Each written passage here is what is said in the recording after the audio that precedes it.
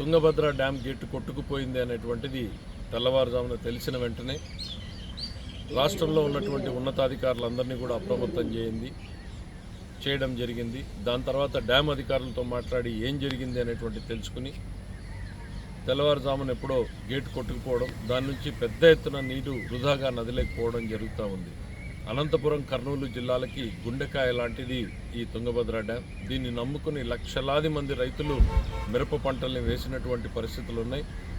ఇవన్నింటినీ దృష్టిలో పెట్టుకుని సాధ్యమైనంత త్వరలోనే దీన్ని రెస్టోర్ చేయడానికి ప్రభుత్వం అన్ని చర్యలు తీసుకోవాలని చెప్పేసి ముఖ్యమంత్రి గారు ఆదేశించారు. అది ఆ డ్యామ్ అత్యంత పురాతనమైనటువంటి డ్యామ్ కావడంతో ఆ డిజైన్ అక్కడ స్టాప్ లాక్ గేట్ అరేంజ్మెంట్ కూడా అందులో డిజైన్ లేకపోవడం మనకు నష్టం కలిగించేటువంటి అంశం.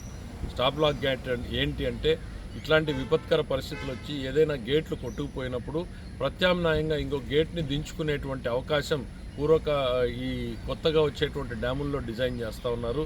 అట్లాంటి అవకాశం ఆ డ్యాంలో లేకపోవడం మూలన నీరు వృధాగా పోతూ ఉంది. అయితే ఆ డ్యాంలో బాగా పరిపూర్ణమైనటువంటి అవగాహన కలిగినటువంటి వ్యక్తులు, సుదీర్ఘమైనటువంటి అనుభవం ఉండి రిటైర్ అయిన వ్యక్తులు కన్నయ్య నాయుడు గారు ఇట్లాంటి వ్యక్తులందరినీ కూడా సంప్రదించడం జరిగింది. అక్కడ ప్రత్యామ్నాయంగా ఎమర్జెన్సీగా గేట్లని మనం తయారు చేసుకుని తాత్కాలికంగా ఆ నీటిని నిలిపేదానికోసం చర్యలు తీసుకోవడానికి అన్ని ప్రణాళికలు కూడా సిద్ధం చేయడం జరుగుతోంది. ఇంకా ఏమైనా ప్రత్యామ్నాయాలు ఉన్నాయా, రబ్బర్ డ్యాముల్ని తెచ్చి ఇమీడియట్గా అడ్డం పెట్టొచ్చా, ఇట్లాంటి ప్రత్యామ్నాయాల మీద కూడా ఉన్నతాధికారులు విజయవాడలో దాని మీద పనిచేస్తూ ఉన్నారు. ఏది ఏమైనా కూడా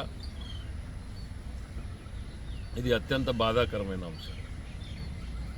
ఒక రాయలసీమ వాసిగా ఉదయాన్నే ఈ వార్త విన్న వెంటనే ఎంతో ఆందోళనకు గురి కావడం జరిగింది. ఎందుకంటే దీన్ని నమ్ముకుని ఉన్నటువంటి లక్షలాది మంది రైతుల జీవితాలకు సంబంధించింది కాబట్టి ప్రభుత్వం పూర్తి స్థాయిలో దీని మీద దృష్టి పెట్టింది. ఇది మన ప్రభుత్వం కాదు, తుంగభద్ర డ్యామ్ చేయాలి కాబట్టి, బోర్డు అధికారులు చేయాలి కాబట్టి వాళ్ళకి అన్ని సహాయ సహకారాలు అందించమని ముఖ్యమంత్రి గారు ఆదేశాలు ఇచ్చారు.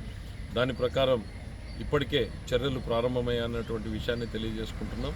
తప్పకుండా అక్కడికి ఎన్ని మార్గాలు ఉన్నాయో అన్ని మార్గాల్ని అన్వేషించి ఈ ప్రభుత్వం ఆ నీటిని వృధా కాకుండా ఆపేటువంటి ప్రయత్నం చేస్తుంది. ఇది ఇప్పటిదాకా ఉన్నటువంటి విషయాన్ని అందరితో పంచుకోవాలనుకుంటున్నాం. ఆందోళనకు గురి కావద్దండి, ప్రభుత్వం ఆ పనిలో ఉంది అనేటువంటి విషయాన్ని మీ అందరికీ కూడా తెలియజేస్తున్నాం.